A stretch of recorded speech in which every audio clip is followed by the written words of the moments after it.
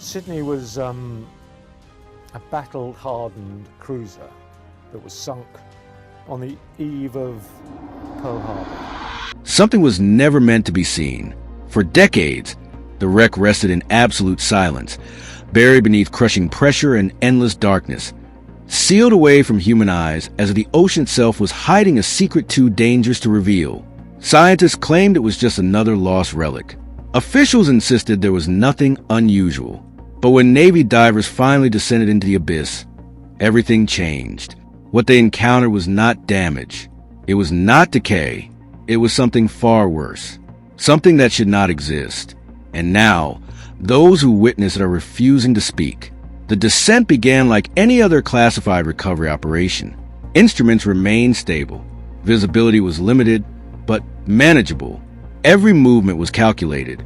Every breath controlled. Yet from the very beginning, something felt wrong. Electronic interference flickered across their displays without explanation. Sensors registered brief anomalies that vanished before they could be identified. At first, nothing seemed unusual, but something wasn't right. Something was watching. The signal that should not exist. Before the wreck even appeared in view, their systems detected a signal. Not random noise, not static, a repeating pattern. Structured, intentional. Scientists monitoring the dive froze in disbelief. There was no power source, no functioning transmitters, nothing that could generate a signal after decades underwater. And yet, the pattern continued, pulsing through the darkness like a warning. This changes everything, one technician whispered, before communication briefly cut out without cause. Divers reported a sensation they could not explain. Not fear, not panic, something deeper. A pressure that did not belong to the ocean. Their heart rates increased. Breathing became uneven. Training could not suppress the instinct rising inside them. They were not alone. The wreck was not as they left it. When the structure finally emerged from the black void, silence filled the control room above. The wreck was intact in ways it should not have been.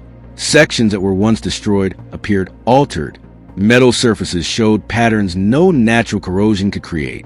Smooth, deliberate, as if something had reshaped it from the inside. Divers moved closer, their lights sweeping across the hull. That was when they saw it. Markings, not scratches, not damage. Symbols. No known language matched their form. No historical records mentioned them. They were precise, ordered, repeating across the surface like a message waiting to be understood. Scientists are horrified. This was not possible. This was not natural. And then the water moved. The moment everything stopped. Without warning, the signal intensified. Equipment began to fail simultaneously. Cameras distorted. Audio collapsed into bursts of static. Divers froze as shadows shifted where no movement should exist. One diver reached out, his hand trembling, drawn toward the markings as if compelled by something beyond his control. That was when command ordered immediate retreat. Abort the mission. Abort now. But something followed them. Not physically. Not visibly. Something else. Even after reaching safety, divers reported the same sensation. Being watched. Being studied. Sleep became impossible. Their memories blurred. Details vanished. Official records were sealed. Footage was classified. They don't want you to know what was really down there. Because the truth is not just disturbing. It is waiting. What happened next was never included in the official report. Internal observers described readings that made no sense within known physics. Depth measurements fluctuated even though the divers never changed position. Distance indicators stretched and compressed as if space itself was unstable. One moment, the wreck appeared several meters away. The next, it seemed closer without any movement.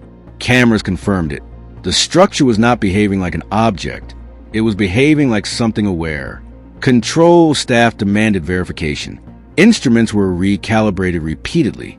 Each time, the results were worse. The repeating signal began synchronizing with diver biometrics. Heart rate spikes aligned perfectly with signal pulses. Breathing patterns mirrored the frequency. This was not interference. This was interaction. Divers later described a low vibration traveling through their bodies. Not sound, not pressure, something internal. One diver attempted to speak, but stopped mid-sentence, unable to explain what he was feeling. His hand moved toward the hull again, slowly, involuntarily. He would later claim he did not remember moving at all. Above the surface, supervisors realized a truth they could never admit publicly. The wreck was not just a wreck anymore. Something had changed it. Something had reached into it. Something had been waiting. And when humans finally returned, it responded. Mission commanders immediately sealed all live feeds. External monitoring stations lost access without explanation. Recovery teams were ordered to stand down permanently. No further dives were authorized. The location was marked as restricted under highest classification protocols. Officials claimed it was due to structural instability, but internal notes told a different story. Personnel exposed to the site began experiencing identical symptoms: insomnia, persistent anxiety, auditory sensations with no source. Several requested removal from duty. Others refused to discuss the mission entirely. Their silence spoke louder than any statement ever could, because what they saw was not just impossible, it was intentional. And now that it has been seen, there is no way to know if it is still watching. Deep archive analysts reviewing the corrupted footage noticed shapes that were not visible during the live dive. Frame-by-frame examination revealed movement along the hull before the divers ever arrived. Subtle, patient, waiting. Timestamp comparisons confirmed the motion did not match current time flow. It appeared in frames where nothing should exist, then vanished again. This was not a glitch. It was presence. Historical comparisons revealed something even more disturbing. The markings were not new.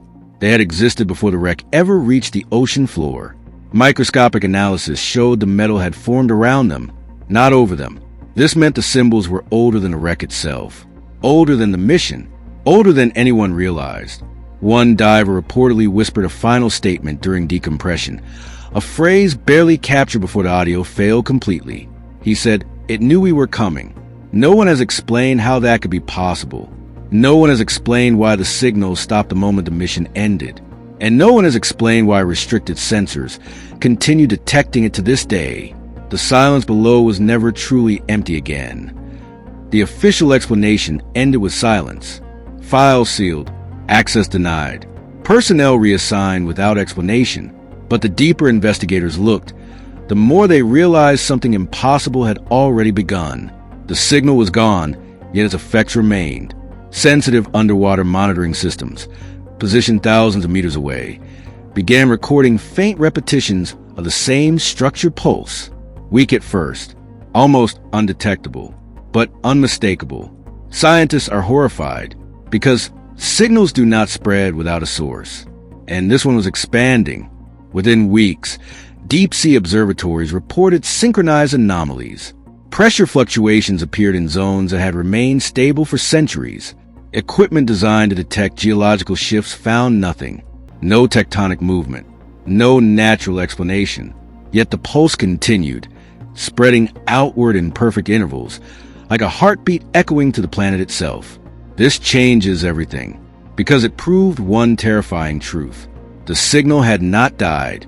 It had awakened. The pattern hidden beneath the ocean. When analysts reconstructed the signal structure, they discovered something no one was prepared to confront. The pulse contained mathematical symmetry too precise to be accidental. Ratios repeated in exact sequences. Frequencies aligned with patterns known only in theoretical modeling. This was not random. It was designed. More disturbingly, the pattern did not remain static. It evolved. Each cycle introduced slight variations, as if adapting, learning, refining itself in response to observation. The deeper they analyzed, the worse it became. When translated into visual form, the signal produced shapes identical to the markings found on the wreck. Perfect alignment, perfect continuity. The signal and the symbols were not separate. They were the same system.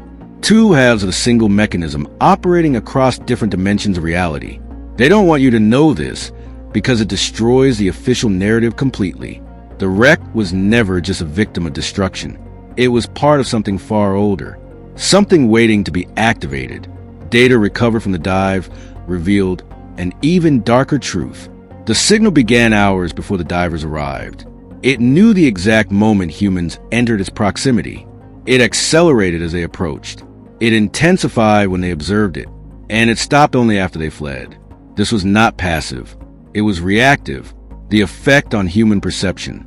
Divers involved in the mission began reporting experiences that could not be dismissed as stress.